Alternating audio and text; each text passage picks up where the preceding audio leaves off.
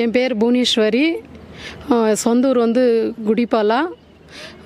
மிட்டூரில் வந்து ஆர்பியாக இருக்கா ஸ்வேதா. 5 வருஷமாக எனக்கு ஃப்ரெண்டு. கிரீம்பேட்டில் வந்து பிரியாணி கடை வச்சுருக்கா. இங்கே ஒசூர் பிரியாணின்னு வச்சுருக்கா.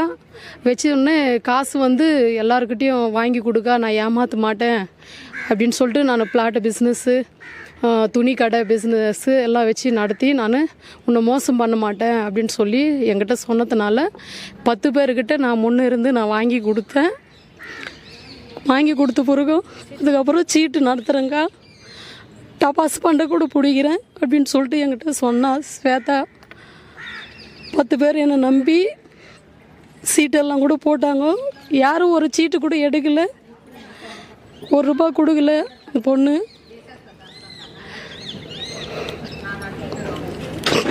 இதனால 2 பேரும் சூசைடு பண்ணிக்கிட்டு கூட போனேன் நான். ஏன்னா 10 பேருக்கு நான் பதில் சொல்ல முடியல, என்னால் முடியல.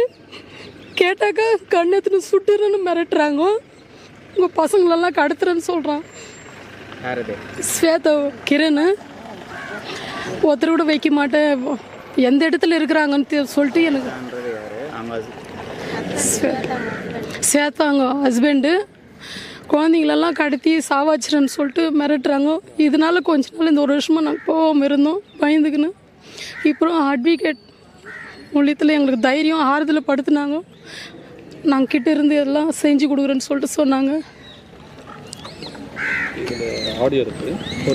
நீங்கள் தான் தயவு பண்ணி 10 பேருக்கு காசு வாங்கி கொடுக்க முடியாது அதிகாரிங்கிட்ட. அவர் எப்படி மிரட்டுறாருன்னு, கொலை பண்ணிடுறேன்னு சொல்லிட்டு மிரட்டுறாரு.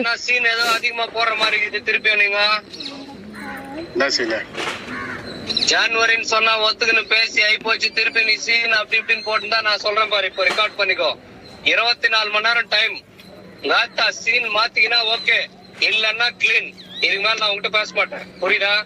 நீ யாருகிட்ட போனாலும் அவங்களுக்கும் சொல்லு, எந்த பெரிய மனுஷன் கிட்ட போறேன் உங்க அம்மால ஓக்குறான் அவன் சொல்லு. நேரம் எவனா இருந்தாலும் சரி, நேரம் அவனுக்கு சொல்லு உங்க அம்மால ஓத்துறான் அவன், புரியுதா? கேம் எல்லாம் பிளே பண்ண கூடாது. என்கிட்ட கொண்டாட்டி தனியா பேசுறது, அவன் பிஏ, அவன் மினிஸ்டர் பிஏ தமிழ்நாட்டுல, அவன் ஒரு நாய் பேசுறது, இன்னொரு லாயர் பேசுறது, இதெல்லாம் வேணாம்.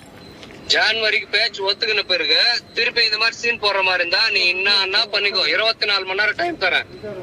அங்கங்க போறது, இங்க அப்படி சொல்றது, அங்க அப்படி சொல்றது, சும்மா சீன் போட்டு ஏதோ என்ன சொல்லுவாங்க, குண்டு செட்டுல குதிரை வாட்டுற மாதிரி சீன் போட்டுனுக்குறேன்.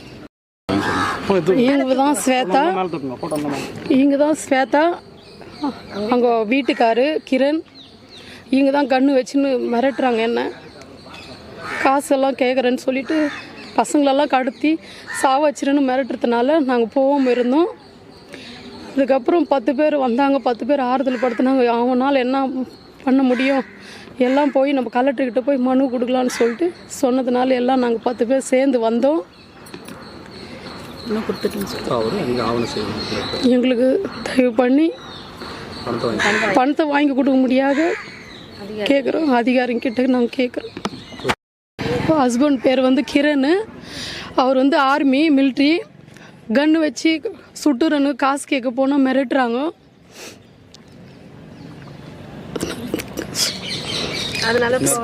அதனால நாங்கள் போகாமே இருந்தோம். அட்வொகேட் மூலியத்தில் நாங்கள் போகணும். எங்கள் வீட்டாண்ட வந்தாக்கா அது காசு கேட்டால் கொலை பண்ணிடுறேன்னு மிரட்டுறாங்க.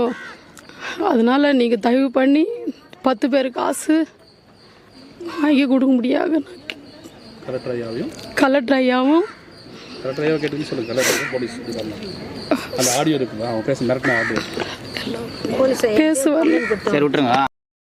தமிழ்லையா தெலுங்குலையா?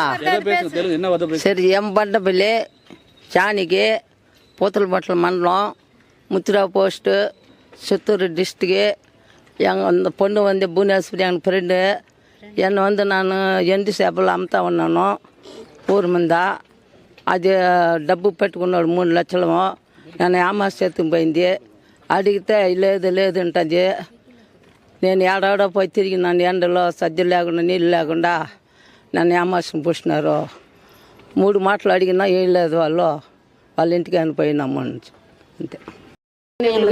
కలెక్టర్ మీరు నీతి చేయాలా, మీరు అది ఏదైనా కష్టపడి నమ్మకు తీసేయాలా డబ్బు, మేము బీది వాళ్ళు అన్నీ చేయాలా మీరు. பிள்ளாரிக்குப்போம் சோத்தான்ற பொண்ணு எங்கள் சித்தி மூலிமா வந்துச்சு. அது காசு விஷயமா வட்டிங்களுக்கு வாங்கி கொடுன்னு எங்கள் சித்தியை கொஞ்சம் டார்ச்சல் பண்ணுறதுனால அது எங்கள் சித்தி வந்து நீ வாங்கி கொடுன்னு நானே ஒரு 10 லட்ச ரூபாய்க்கு வாங்கி கொடுத்துட்டேன். டெபாசிட் சீட்டு கட்டுறேன்னு சொல்லி கட்ட வச்சு அதுவும் ஏமாற்றி கேஸில் பண்ணிச்சு. போய் கேட்டால் கொண்டுடுறேன் அது இதுன்னு சொல்லிட்டு மிரட்டுச்சு. 2 முறை ஊட்டாண்டிக்கும் போனோம், சோத்தாங்க வீட்டுக்காரர் கூட கிட்டக்கும் போனோம். 2-3 முறை மெது மேலேருந்து தள்ளிடுறேன்னு மிரட்டினார். ஊட்டாண்டிக்கு போனேன். அதோடு நாங்கள் போகல, நின்றுட்டோம். சரி கேஸ் என்ன கொடுக்கலான்னு சொல்லிட்டு தெரிஞ்சாக்கா அதுக்கும் போகட்டாத துப்பாக்கி காட்டி மிரட்டினான் அவன். அதனால நாங்கள் பின்னுக்கு போயிட்டோம். இப்போ 2 வருஷமாக கேட்டுன்னுக்குறோம். இதோ தர அதை தரேன்னு மிரட்டல் தாங்கிறத தவிர இன்னும் 1 ரூபா கொத்த காசு இல்லை. நாங்கள் எல்லாருக்கும் வட்டி வந்து 81 லட்சத்துக்கு எங்கள் சித்தி மூலியமாகவே கட்ட வச்சுன்னுக்கிறோம். என்னத்துக்கு இதெல்லாம் தெரிஞ்சு நெல்லுது பண்ணான்னு கேட்டுக்கிறோம். நான் வந்தது பார்த்திங்கன்னா இந்த குடிபாலாவில் இருக்கிற புவனேஸ்வரி அவர்கள் மூலமாக அந்த கிளைண்ட், என்னுடைய கிளைண்ட்டு அவங்க மூலமாக வந்திருக்கிறேன். என்ன பிரச்சனைனா வந்து மொத்தமாக வந்து 82 லட்ச ரூபாய் மொத்தமாக அமௌண்ட் இது. இதில் என்னென்னா ஒரு 50 லட்ச ரூபா வந்து பார்த்திங்கன்னா அவங்க கையில் கொடுத்துருக்குறாங்க. நகையோடு சேர்த்து ஒரு 7,000 நகை கொடுத்துருக்குறாங்க. அவங்க கேட்கும்போது அந்த பணத்தை வந்து அவங்க நம்பி கொடுத்துருக்குறாங்க. அங்கங்கே வாங்கி வட்டிக்கு வாங்கி அவங்க கையில் கொடுத்துருக்குறாங்க. ஏன்னா வந்து ஒரு ஆர்பிஎம் சொல்லி ஒரு மகளிர் குழு மாதிரி அந்த குழுவில் வச்சு ஒரு நம்பிக்கையின் மூலமாக அவங்க கொடுத்துருக்குறாங்க. ஆனால் நடந்தது என்னென்னா அவங்க அதிகம் பணம் கொடுக்கல. இது இல்லாமல் ஒரு 30 லட்ச ரூபாய்க்கு சீட்டு பணம் போட்டிருக்கிறாங்க. சீட்டு பணம்னா எல்லாருமே ரொம்ப கஷ்டப்படுற குடும்பத்தில் இருக்கிறவங்க, எல்லாமே கூலி வேலை செய்கிறவங்க. அந்த கூலி வேலை செய்கிறவங்ககிட்ட வந்து அவங்க கொஞ்சம் கொஞ்சமாக காசு வாங்கி சீட்டு பணம் போடுறது எதுக்குன்னா நாளைக்கு ஏதாவது உனக்கு கிடைக்கும்னு சொல்லி நம்பிக்கையின் பேரில் சீட்டு பணம் போடுறாங்க. அந்த சீட்டு பணத்தை வாங்கி, அதுவும் ரிஜிஸ்டர்ட் டாக்குமெண்ட் கூட கிடையாது, அன்ரிஜிஸ்டர்ட் டாக்குமெண்ட். இது அன்ரிஜிஸ்டர்டில் ஒரு சீட்டு பணம் போடுறாங்கன்னா இது வந்து ஒரு அஃபென்ஸ். இவங்களுக்கு எதுவுமே தெரியாது, எல்லாமே படிக்காதவங்கள அவங்க வந்து மிஸ்யூஸ் பண்ணி அவங்க படிக்காத ஒரு இதை அவங்க பயன்படுத்தி அவங்க கடையோ வீடோ நிலமோ வாங்கி வச்சுருக்கிறாங்க. இவங்க போய் கேட்டால் மிரட்டுறாங்கன்னா வீட்டில் இப்போ வந்து கெட்ட வார்த்தை பேசுறது, துப்பாக்கி மிரட்டுறது, இதெல்லாம் வந்து பார்த்திங்கன்னா அவங்க வீட்டுக்காரர் வந்து நான் ஆர்மியில் இருக்குன்னு பேசுறது. இப்போ நீங்கள் கூட இந்த ஆடியோ கேட்டிருப்பீங்க. அந்த ஆடியோவில் பார்த்தீங்கன்னா எந்த அளவுக்கு வந்து ஒரு மனுஷன் த்ரெட்டன் பண்ண முடியுமோ அதுவும் கேவலமாக ஒரு த்ரெட்டன் பண்ணும்போது அப்போ அவருடைய கேரக்டர் என்னன்னு தெரியுது. இன்னொன்று வந்து ஒரு பணத்தை ஏமாற்றி வச்சுட்டு அந்த பணத்தை வாங்கிறதுக்கு எல்லாம் ஏழை மக்கள் தான்.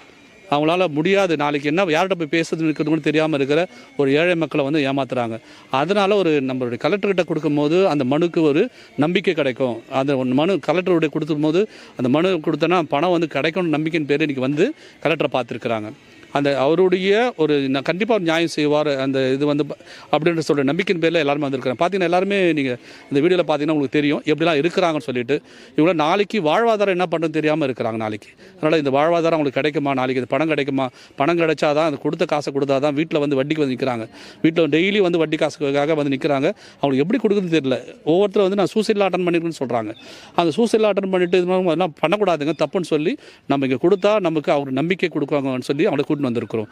ஆகவே நீங்கள் இதை கேட்குற நீங்களும் இதை வந்து இப்படிப்பட்ட ஒரு காரியங்கள் நடக்குது அப்படி சொல்லத்தான் இங்கே வந்திருக்கிறோம். தவிர ஏன்னா கலெக்டர் எங்களுக்கு நிச்சயமாக ஒரு நீதி செய்வார் அப்படின்ற ஒரு நம்பிக்கையின் பேரில் தான் இங்கே வந்திருக்கிறோம். ஆகவே நிச்சயமாக செய்வார்ன்ற நம்புகிறோம். ஏன்னா இங்கே வந்திருக்கிற எல்லாருமே பாதிக்கப்பட்டவங்க தான். எல்லாருமே வந்து பெரிய பணக்கார குடும்பத்தில் இன்னும் பிறக்கலை. நாளைக்கு அவங்க நிலைமை என்னன்னு தெரியாது. இந்த பணம் கிடைச்சாதான் அவங்களுக்கு அந்த வாழ்வாதாரம். ஆகவே நீங்கள் இந்த பணம் கிடைக்க வேண்டிய எல்லா உதவியும் அவங்க செய்வாங்க நம்புகிறோம். நன்றி, வணக்கம்.